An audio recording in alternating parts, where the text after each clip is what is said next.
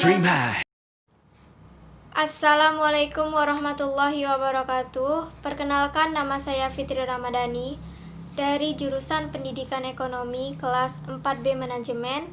Dalam kesempatan kali ini saya akan menjelaskan tentang bagaimana situasi ekonomi makro Indonesia akibat pandemi COVID-19. Selamat menyaksikan. Pandemi COVID-19 sebagaimana dinyatakan oleh WHO telah berdampak secara global. Tidak hanya menyerang Cina, namun juga akan menyerang negara-negara yang ada di dunia, tidak terkecuali untuk Indonesia. Ketika Cina mengalami dampak yang cukup serius, sebenarnya itu telah mengkontraksi pertumbuhan perekonomian di Indonesia. Ketika Cina mengalami pertumbuhan ekonomi yang menurun sebesar 1%, itu juga berarti Indonesia mengalami penurunan pertumbuhan ekonomi sebesar 0,2%. Dan ini tidak hanya menyerang Indonesia, akan menyerang negara-negara lain, sehingga tidak menutup kemungkinan ini akan menjadi krisis ekonomi global.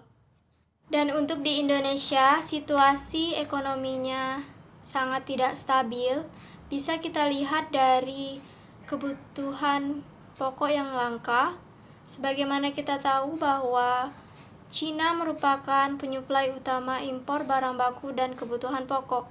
Dan karena pembatasan perdagangan luar negeri, pembatasan impor, dan pembatasan ekspor, maka kebutuhan di dalam negeri ini tidak tercukupi, yang mempengaruhi bagaimana tingkat konsumsi.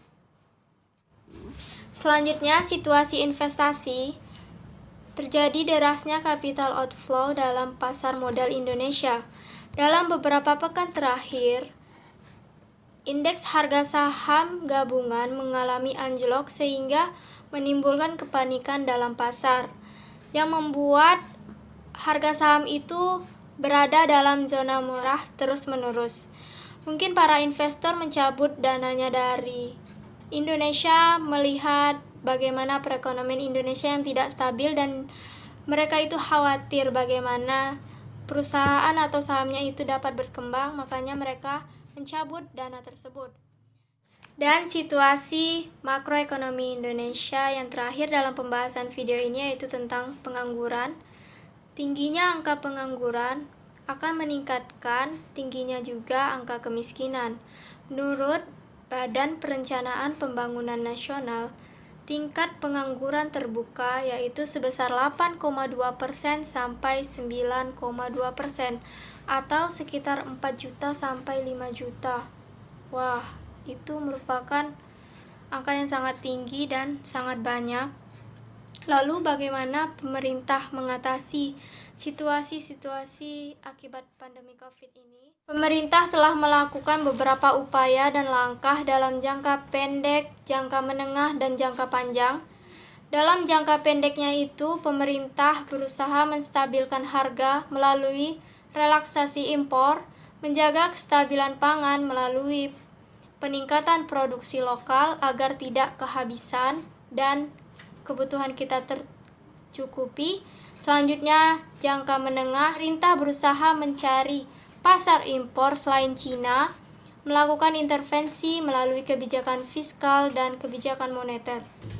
Dari bahwa tidak tahunya kapan berakhirnya COVID ini, semoga langkah dan kebijakan yang dilakukan oleh pemerintah dapat berjalan dengan baik dan didukung dengan kepatuhan rakyatnya terhadap kebijakan tersebut.